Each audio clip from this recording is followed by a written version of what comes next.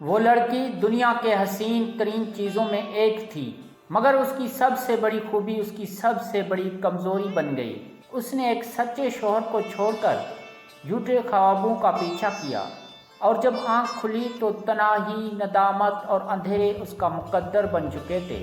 یہ کہانی اس بے وفا کی ہے جس نے محبت کو ٹھوکر ماری، اور قسمت نے اسے ایسی جگہ لا کھڑا کیا جہاں پچھتاوے کی کوئی قیمت قبول نہیں کی جاتی۔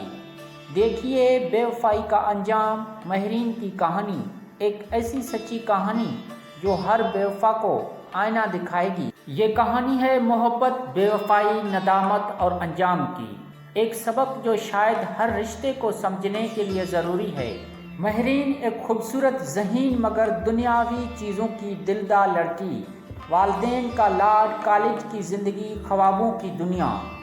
مہرین ہر محفل کی جان، ہر دل کی دھڑکن، مگر ایک خامی اسے دنیا کی چمک دمک، سچائی سے زیادہ عزیز تھی۔ فیضان ایک سادہ مذہب وفادار نوجوان، فیضان نے اسے دل سے چاہا، نہ صرف چاہا بلکہ اپنی دعا سمجھا، مگر کچھ خواب صرف خواب ہی رہتے ہیں۔